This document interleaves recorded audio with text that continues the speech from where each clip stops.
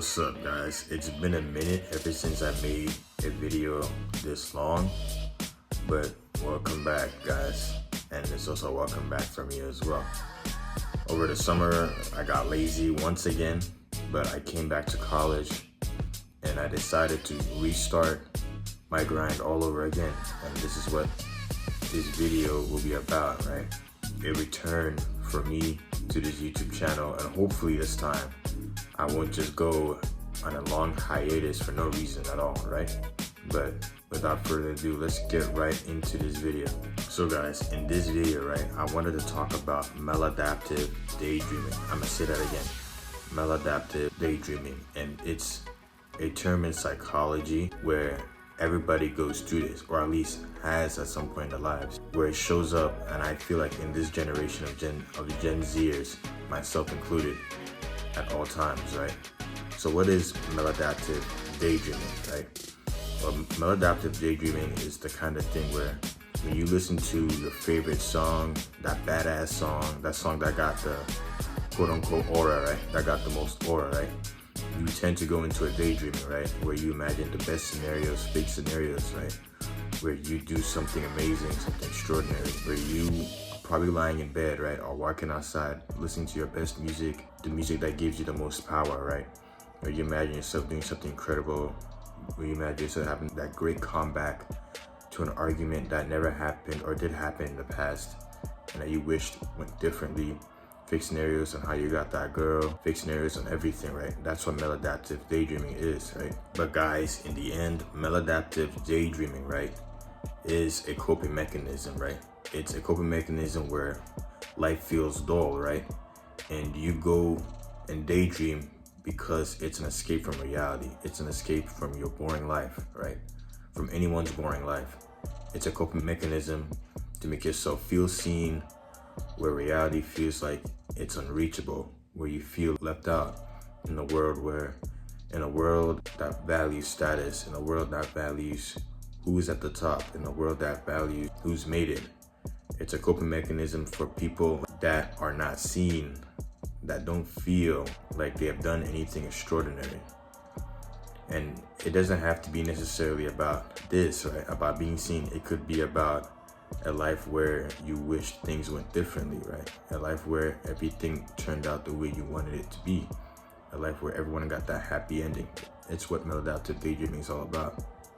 It's a coping mechanism for people that either don't feel seen or want to be in a perfect world where everything went as it should be. That's what it is. But guys, right, as much as maladaptive daydreaming is a coping mechanism, right, it's also a way to self-regulate your emotions and how you feel, right?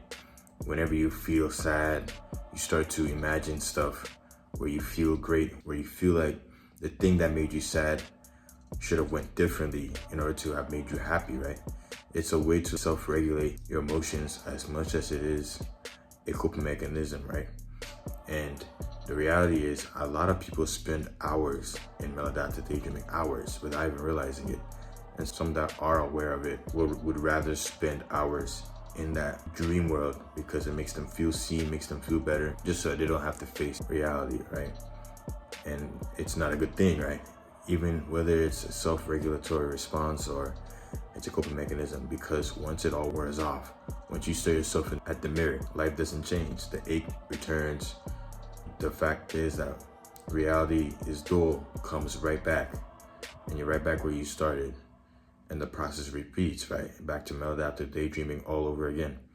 That's why, as much as it is a self-regulatory response, it is still mainly a coping mechanism that I think people should be more aware of. Guys, as much as there are negative effects of maladaptive daydreaming, there are also positive effects of it as well, right?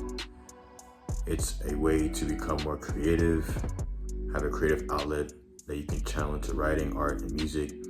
Those scenarios where you dream about being on the stage, singing insane music, maybe having a famous painting like the Mona Lisa, all that stuff, it all comes from maladaptive daydreaming, or at least something like it, where you imagine yourself achieving great things and you go out there, you do it because you daydreamed what it would be like if you had done these things, if you had made it to the top, if you had it all, in other words, right? it all comes from daydreaming, or maybe another term just like it, just not exactly like it.